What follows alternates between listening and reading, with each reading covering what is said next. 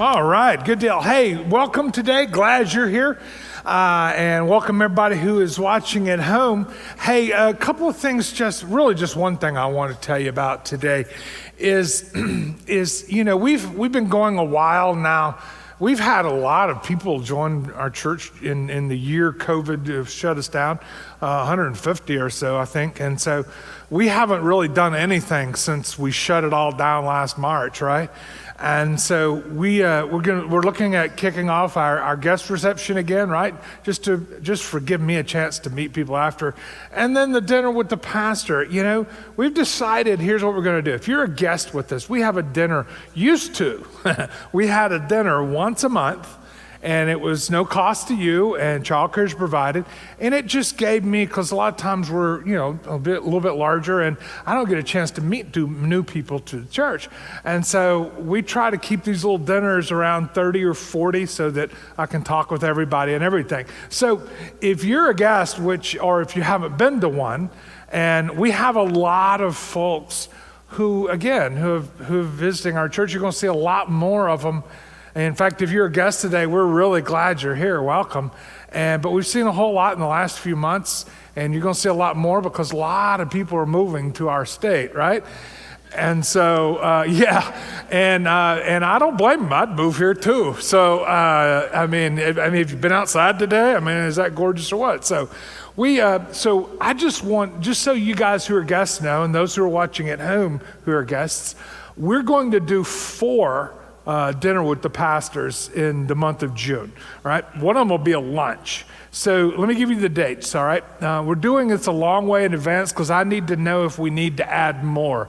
I've told the guys I'll do 10 in a row if we have to give everybody the chance who would like to. But we're the 13th, which is a Sunday, June 13th.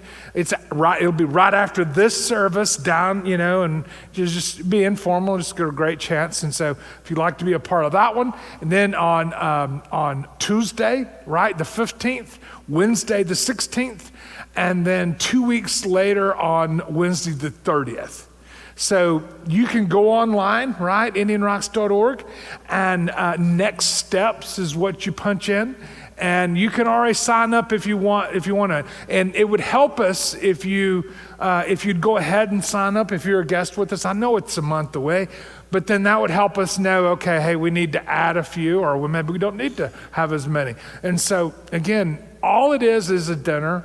Again, it's no cost to you. There's actually no commitment on your end. It's just me get a chance to meet people and share with you, and you can ask me questions. I like doing it. So anyway, again, we just haven't had them in 14 months, and so so you can go online and do that. All right, perfect. All right, if you have a Bible, go ahead and turn to Genesis 33. We've got just a couple of weeks that we've been, in case you're a guest with us or you haven't been in a while, we have just done a series through the life of Abraham, starting in Genesis chapter 12, and it's ending again, eventually ending in chapter 50, and it's a beginning, it's foundational, right? We've been talking about this because this is where God's plan was being revealed of not only of who he was, but of what he was going to do. And especially through the life of the nation of Israel. I don't know, it's pretty an amazing thing if you've been with us through this. But you'll be fine if you haven't been at all. If it's your first time, I'll catch you up pretty quick. And then next week, I'm going to finish up with Joseph.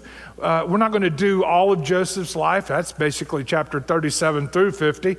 And it would take probably 17 weeks to go through all of it, if you want to hit it.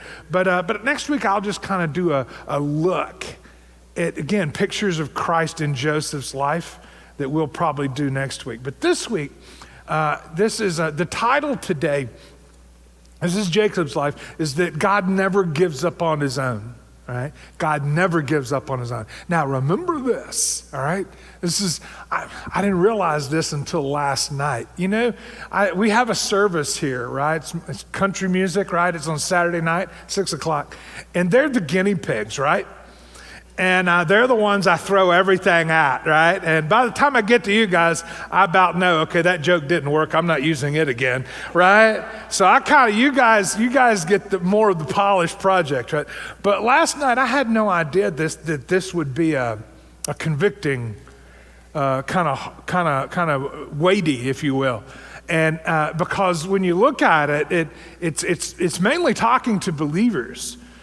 Because at least that's the application to those that are his. And so, I mean, it is encouraging, obviously, because the picture here is that, that God won't give up. No matter how bad you and I screw up, right? He doesn't give up, which is pretty cool to think about, right? We have children, and really, no matter how bad they screw up, we tend to never give up on them. And some do, but most don't, parents, that is. And God being the perfect parent, he's not going to give up. The key is, are you his? I'm not asking, are you religious, or have you been confirmed, or whatever other thing that they do. Are you his? Has there been a time in your life you've put your faith and trust in his message, which is basically the gospel message, which is basically who Christ is and what he came to do? So that's what we're going to talk about today, and just catching you up a little bit in the story that we're in Jacob's life now. You have Abraham, whose son was Isaac, whose son was Jacob, right? And Jacob would later be named Israel. Interesting that we're just talking about all this. I mean, and this little nation of Israel, from whom Jacob was named, right, is headline news today, thousands of years after God renamed him, right? It's an incredible thing, right? If you really have ears to hear and can understand. I'd love to do a whole message just on the miracle of the nation of Israel and the tiny speck that they are. And yet it's worldwide. It's an incredible thing, because when you look at the book of Revelation, you find out that God is not finished with that nation, and you're not ever going to wipe them out, right? If so many have promised to do. It's one of the great ancient people groups that are still with us today, and because God said they were going to still be with us. In fact, they went away for a long time and then made a resurgence in the late 40s, right? And became a nation again, which is really not ever happened. It's incredible. Anyway, that's not why we're here today, but I know it's on a lot of your minds, and so I had to say something about it, right? And so anyway, but I want you to see, this is where it all began, right? And that Jacob, whose name means deceiver, supplanter is really the word, con artist. I mean, how in the world, But you're going to find out that this guy had deceived and conned his brother and really done him wrong. In fact, his brother was so angry that he made a vow to kill Jacob. And so Jacob ran for his life. We've talked about this. Went out into the desert, and he had an experience with the Lord, a Bethel experience, where he came to understand there was, remember the ladder or staircase, however you want to translate that. And it became a great picture. We talked about that a few years ago. And Jacob became a believer, a follower of who God is, right? And but that didn't mean his problems were over. Because again, he fled for his life to Aram. Paddan Aram was the place. And basically, he was there for 20 years. But then God called him to go back home.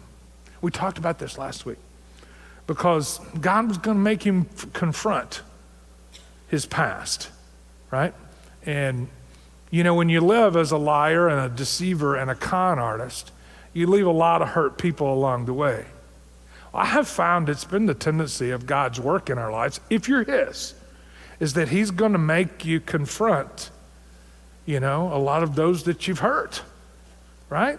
Why? Because his desire is for your life to be right and for him to be able to use you and everything. And so he's going to, it'd have been real easy for Jacob just to stay up in Paddan Aram and never seen his brother again. But God was going to make him confront him. So he tells him to go home, right? And so Jacob is on his way home. He's packed everything up and he's on his way home. And that's where we pick up our story. I'm going to read several of these verses and I'm going to try to go quickly through them because there's a lot of narrative here and this story will be disjointed. You won't get it unless you get some of what I'm going to be talking about now. So chapter 33 and verse 1 says this, and Jacob lifted up his eyes. So he's on the road, again, through the desert, with all of his family, with all of his entourage, with all of his flocks and herds, right? It's probably real slow, right? And he lifts up his eyes and he looked and behold, Esau was coming at him, right? And he had 400 men with him. All right, now, if you know the story up to this point,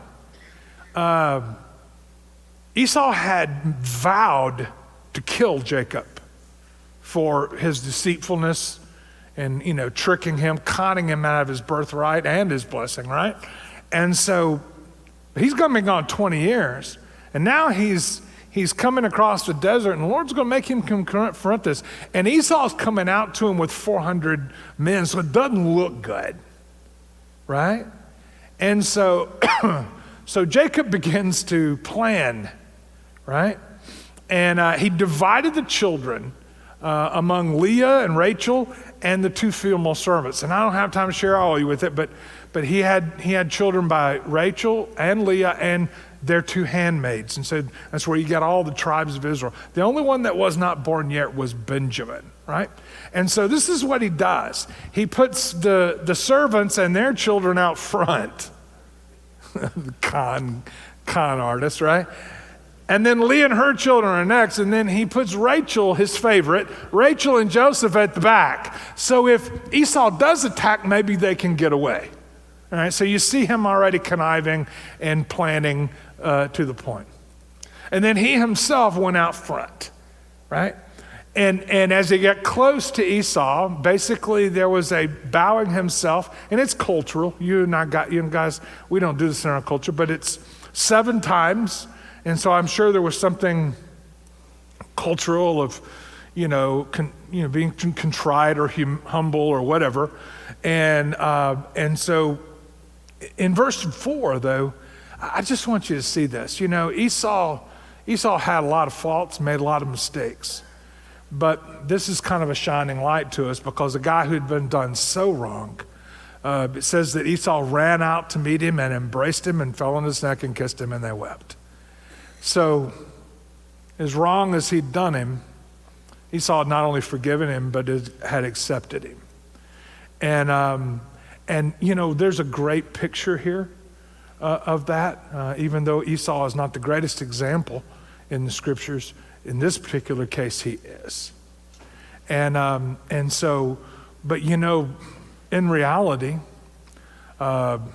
Jacob used this and began to all of his same old ways. And let's take a look at it, right? So when they embraced, obviously, it says that when Esau looked up and he saw all of the women and the children and all of the entourage, he says, "Who are all these with you?"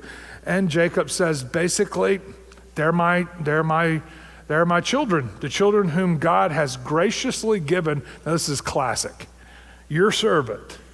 Now he's not talking about the Lord. He's talking that, I'm your servant. And the butter is going to be laid on thick here. All right? He is really going to lay it on thick because, which shows you what type of guy Jacob could be. Because he just lied. And so he begins to deceive, he begins to use Esau's graciousness against him. I mean, Esau had forgiven him and accepted him, and now he begins to, again, it's just, you'll see it, it's all here. So let's just read it, right? And then the servants drew near and their children, and they bowed down. Then Leah likewise, and her children drew near and bowed down. And the last, Joseph and Rachel, drew near and they bowed down. And then Esau said, "What is it that you mean by all this company that I meet, or that I met?" And Jacob says, "To find favor in the sight of my Lord." All right? Again, it is what it is, but you'll see it. Let's continue. And Esau looks back at him and says, I have enough, brother. In other words, he'd prospered in the 20 years that Jacob had been gone. He was wealthy, he was powerful. Obviously, if he has an entourage of an army of basically 400, so he says, I don't need anything else. You just keep what you have for yourself. Now listen to Jacob. No, please, if I have found favor in your sight, then accept my present from my hand. For I have seen your face, which is like seeing the face of God, and you've accepted me. It just makes you want to throw up, all right? Especially when you know what he's going to do next, right? At the time, okay, maybe the guy's sincere. No, he's not. And so please accept, and he wants him to take this gift. And please accept my blessing that is brought to you because God has dealt graciously with me because I have enough. And then he urged him and Esau agreed and he received it. All right. Number one underneath that just sets the stage for what's about to happen. Number one is what I'm going to call the backsliding of Jacob. Now, I want to talk about this word for a minute because this is a word that is used, if you've been in church very long or in circles, right? You hear this word referred to often, but I want you to understand what I mean by it, all right? What does it mean to backslide or to slide back? Basically, it means that you've lost ground, right? Like in a battle, you've gained ground, you're starting to win, but then you have a setback and you lose some of the ground that you've gained. And so in your life as a believer, right, this is sometimes referred to, and this is why this makes this such a great illustration. Because as a believer, now I'm talking about for those of you here and those that are at home that are his. There's been a time in your life you put your faith and trust in him. You know what it's like to be his and for him to work in your life. And so what happens is you drift. Now, if you know you're drifting, you're not drifting, right? The very thing about this is that you don't realize it's happening. If you realize it's happening, then you're doing it on purpose. Does that make sense? A drift is one of those things where, I don't know if you've ever been in a boat, overnight, but you can drift and you can be hundreds of yards away from where you were the night before and not even know you've gone there. So a drift is something that you've gotten away from who God's called you to be. And the guys, this happens easy. But this is where it gets a little quiet in the room, a little convicting for everybody, including the guy talking with you. But this is one of those pictures, and how do you know, right? Well, it's usually found out because, before you became a believer, you and I have certain tendencies, I call them flaws, fatal flaws, right? They're areas that we struggle with, right? But when you become a believer, right? When you become a believer, and greater is he who's in you, right? And he begins to work and you begin to trust him, and he begins to give you the strength to overcome certain things in your life that were hard to overcome before you came to know him. And like, just give me a few examples. If you had incredible insecurities, right? And then you became a believer and he began to really work in those areas. If you drift from him, if you backslide, those old insecurities will begin to flood back into your life. Why? Because the strength to overcome them is not there as strong when your relationship with him is not strong. It was the same with Jacob. His natural tendency, his fatal flaw was to lie and cheat and connive and con to get what he wanted. But when you become his, he's at work in your life. And you're not, he'll give you the strength to overcome that. But when you drift from him, I'm telling you, those same things can get right back into your life. So the way you can tell that this has happened in your life as a believer, this doesn't happen in the life of someone who's not his, right? The way you can tell this is some of those old ways begin to start having problems, right? You start having problems with them again. And they come in all shapes and sizes. Like say in an addiction. and not just a substance addiction, but all kinds of addictions. But basically, this thing that had power over me, I become his, and he gives you the strength to contest against it, right? But when you drift from him, you can find yourself back in some of the same spots you were before. It's incredible how it works, right? And so, and this is going to happen in the lives of believers. Sometimes you don't even see it, right? But sometimes pride blinds us. This is why it says that pride, it blinds you. Until you can see it, then you well, I haven't drifted.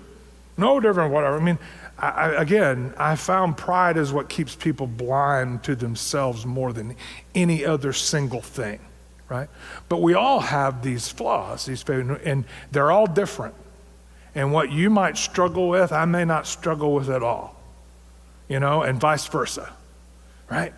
But when I get away, right? When I start to drift, certain things begin to take back control. It's an amazing thing. So I want you to see, first of all, how it looked for Jacob and how it can look for you, right? And what it looks when it dawns on you, or if you will, God's at work in your life to let you see it, right? And it's an incredible thing. Sometimes, no, most of the time, the believers around you can see it. But pride keeps us from listening to any of them, right?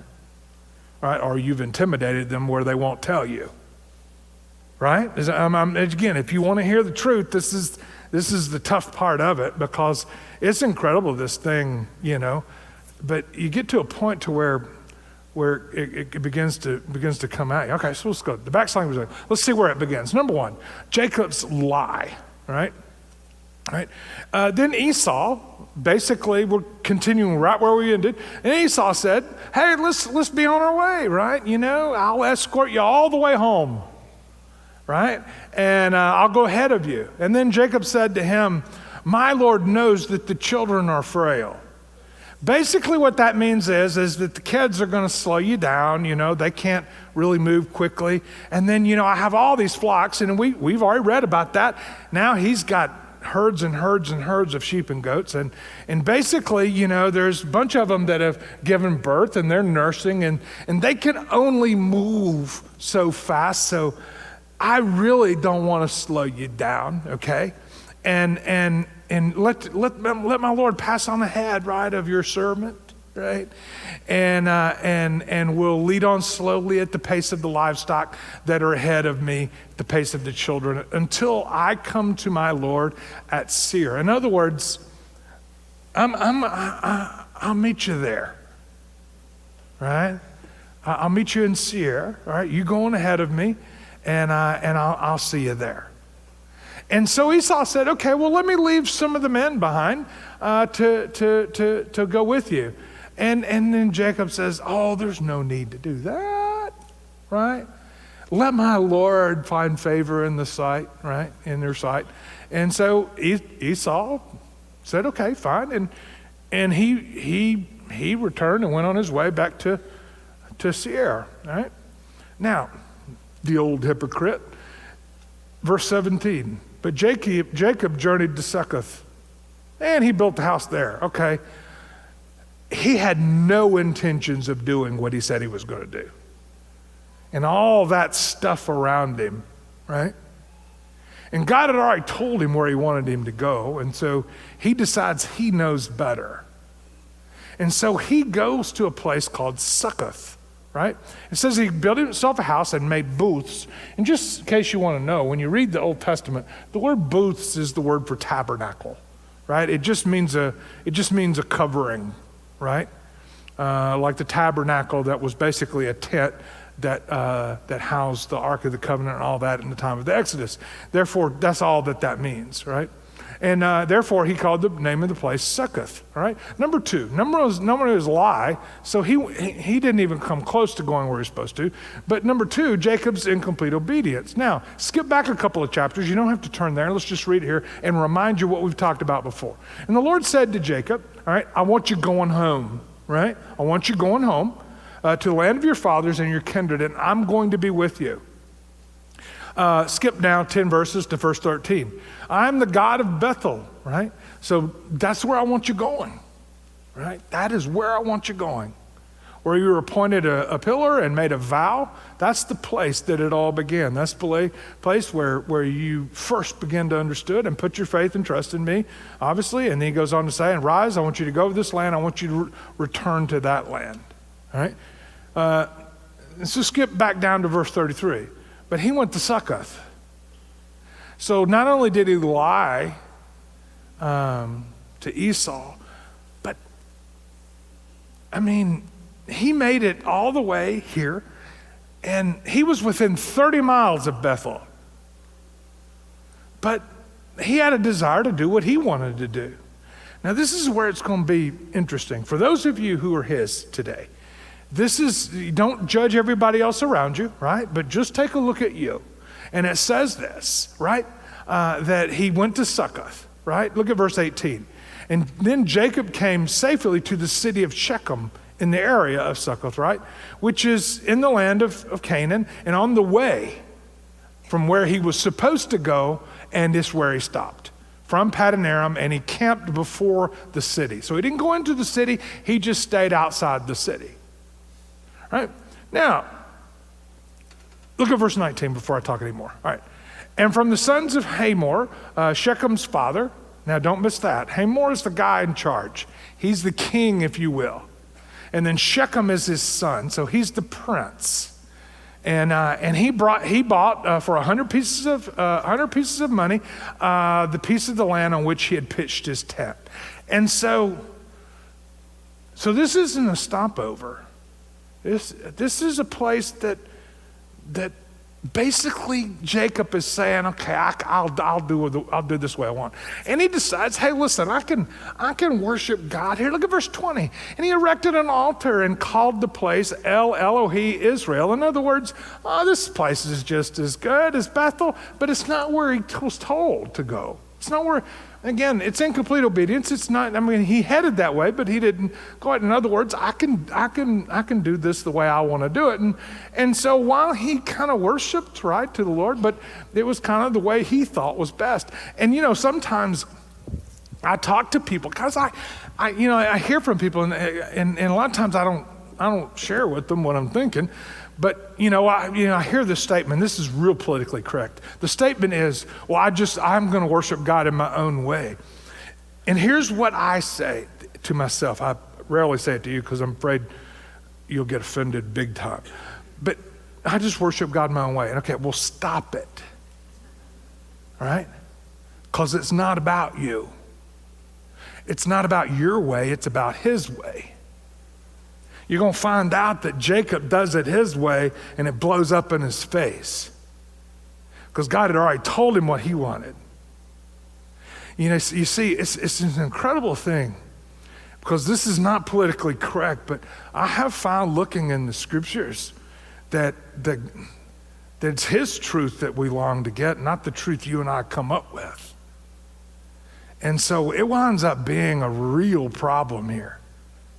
So his lies turn into incomplete obedience, and he's not doing. He's starting to come up with, I can kind of do it the way I want to do it, and then number 3 comes the consequences, and this is the tough one, right?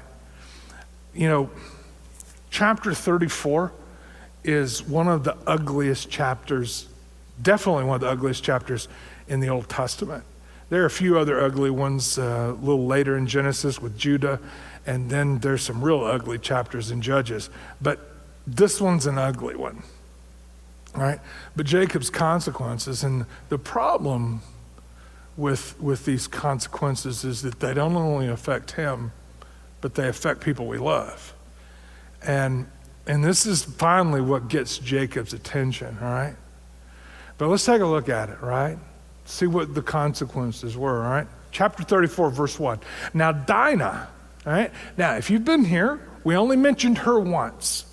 But you have all these brothers, and you have this one daughter in the middle of them, all right? I don't know if you've ever been around families who have lots of boys, and then there's one girl, especially if she's the youngest, like in this case, right? You know, and I know I've seen a few smiles. So there's some girls in here that had a bunch of older brothers, 2, 3, 4, in this case, a whole bunch.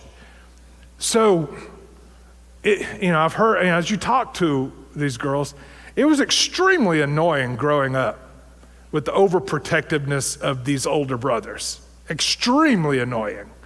But remember, that's what's happening here, right? I mean, again, she's this only girl among all these boys.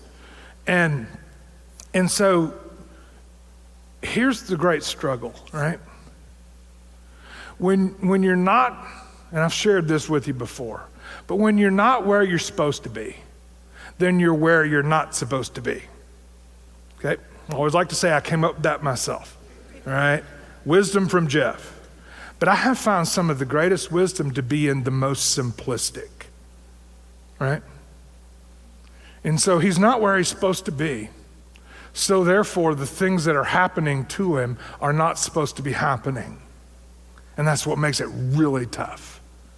You and I can explain it away. Well, it's okay because I'm strong enough, whatever. This is not going to be a problem, whatever. We can move here, we can do this, we can have this, we can whatever. And it's not going to be a problem for me. Yeah, but what about all the others that come underneath your influence, which it's going to blow up. It's going to blow up in Jacob's face, right? Because Dinah, his daughter, the daughter of Leah, whom she had born to Jacob, she just, we're thinking she's somewhere between the ages of 18 and 20 here. But again, we just don't know. But she went out to see the women of the land. In other words, we're in a new place, right? And I'm going to go to the coffee shop and meet some of the other ladies, right? So some of the other girls in the town. So she goes out and just starts meeting, and then not knowing the area and kind of how it was, but basically Shechem, right? Shechem sees, that's the son, that's the prince, son of Hamor. He's the Hivites. Basically, he's a prince of the land. He saw her and he seized her and lay with her, which is had sex with her, and he humiliated her, right? And again, this is going to cause lots of problems, especially when you have a whole bunch of older, overprotective brothers, right? This is going to be ugly. And so his soul was drawn to Dinah, that is this Shechem, this prince. And basically he spoke tenderly to her, and he wanted to marry her. So he tells his father, the guy in charge, king, right? I want you to get this girl. This is the girl I want to be my wife. And basically, they go to Jacob, and then they go to the brothers, and they said, hey, listen, I know this was not the greatest thing, but we really want to make this work.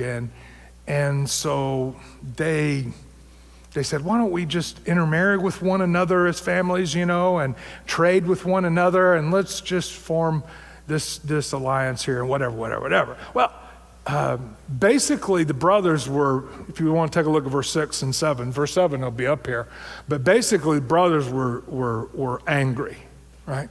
But they hid their anger from the people, right, of Shechem, right, of that area. And basically, she's just basically saying, this is not right. And Jacob really wasn't doing anything, so they were going to, right? All right, and basically, verse 13, it tells a little bit from what these brothers did, all right? And I'm going to read a little bit, but I'm going to tell you the story because it's fairly ugly, all right? And the sons of Jacob answered Shechem and his father Hamor deceitfully. I wonder where they learned that from, right? and because he had defiled their sister Dinah. So they basically were all smiles and all group hug and, yeah, we can make this work. And so basically, let me just tell you the rest of the story. Basically, verse 14 through verse 29, they're saying, yeah, but there's a big problem here, and if you take care of this problem, then it'll be great. He says that none of your area is circumcised, right? And so, we just can't, that's not going to happen. But if you'll be circumcised, then we can do everything you've said. And so obviously it was deceit. And of course they were fine, right? Hamor and Shechem were like, that can happen. And so they had all of their men circumcised and all of the different things. And then on the third day, the brothers got together, a bunch of themselves and a bunch of their folks, and they attacked. And since they were disabled, if I could put it that way, they basically slaughtered the whole bunch. And because it's hard to stomach sometimes. It's hard to even accept. That's why we will deny it. But Jacob didn't deny it. But Jacob's bad decisions and backsliding had put his family in a bad place, and now his sons were murderers, right? And so they wiped them out, plundered their cities, right? Took their wives and children as slaves, and it just got uglier and uglier and uglier, right? And you can take a look at the rest of it if you want to read it. Now, down in verse 30, basically, he looks back at the boys and he says, what have you guys done? He said, we're going to be, his words, a stench in the nostril of the people of this land. And they're going to gather themselves together and attack me, and I'll be destroyed in my whole household. And then they said, well, what would you want us to do, Dad? They basically treated our sister like a prostitute, right? All right, but this is going to shake him to the core, right? Now, you're going to see a couple of really cool things here, even in the face of this ugliness. And again, the great part about not skipping anything is that you kind of see it all, right? But in number 2, and this is where I'll be done, is the first was just his backsliding. But number 2 is Jacob getting it right. Why? Because no matter how bad you go wrong, if you're his, he's not going to give up. He's going to keep working. That should be an incredible encouragement to everybody in the room, everybody who's listening at home. If you're his, right, you're his. And if he's begun a good work in you, he's going to continue it, right?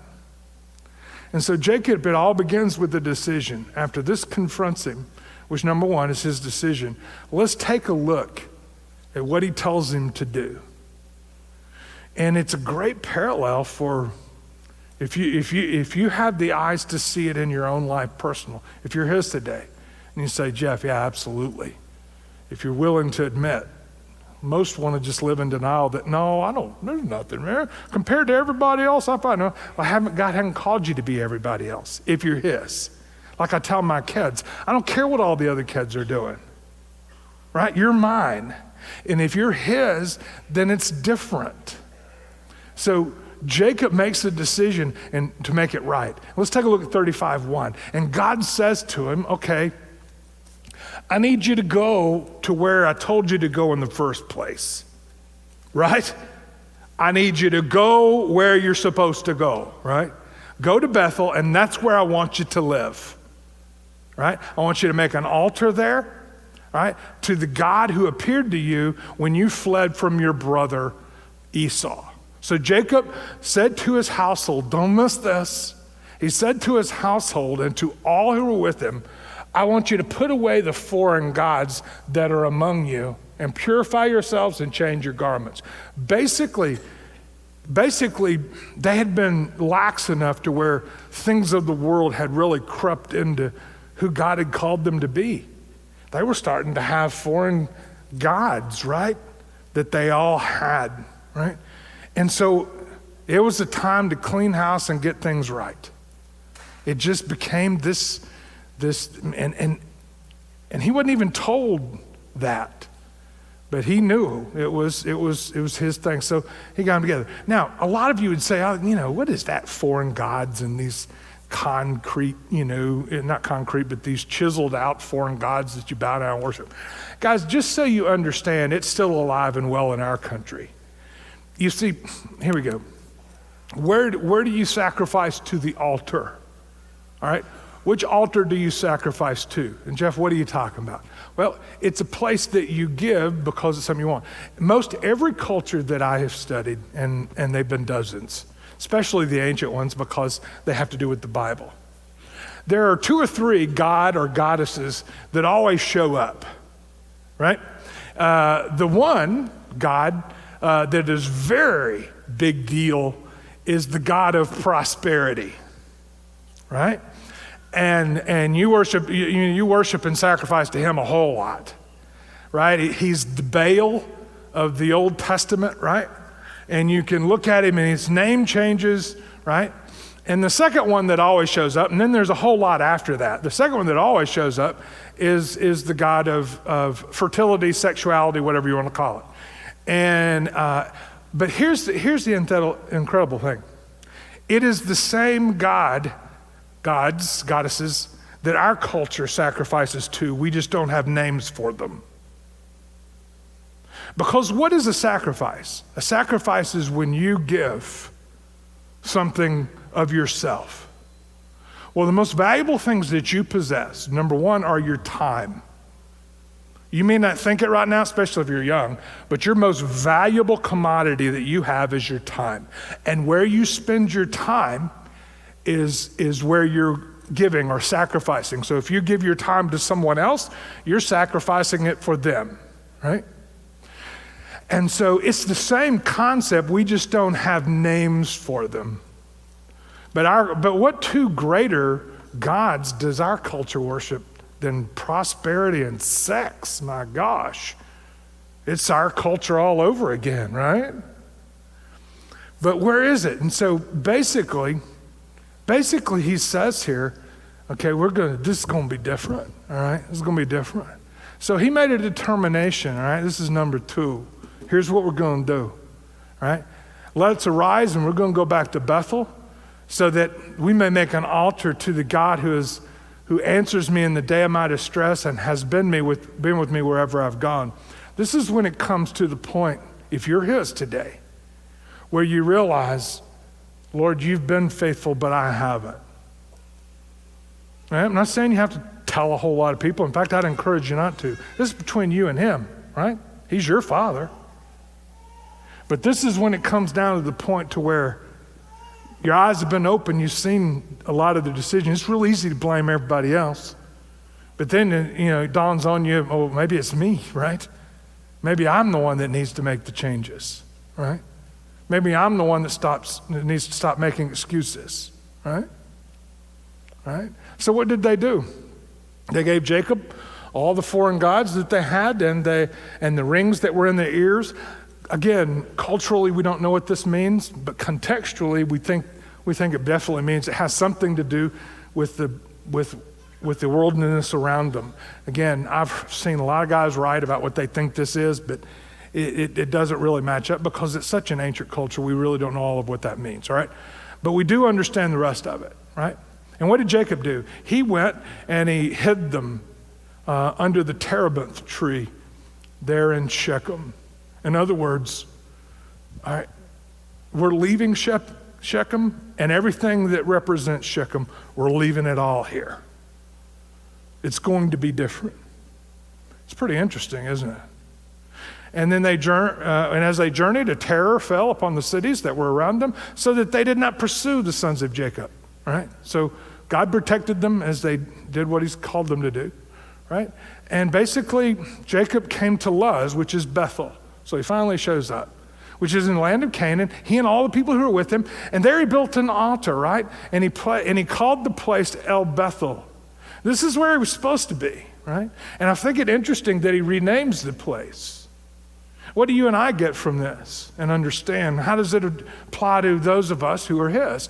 Basically, the thought is the first place represented a place of his salvation, a place that he became a believer. But this represents a place where he understood something deeper. And what does this mean? Well, Bethel, right? Bethel means house of God. But this right here, this new name means the God of the house of God. So what does that mean? That means it's more than just a religion. It's more than just a place that you show up. It's more than just a sacrifices. It has to do with a relationship. Therefore, the God of the house of God, all right? Because God had revealed himself when he fled from his brothers. So we have then this new whole look. Number 3, his dedication. Well, God went up with verse 13, yeah.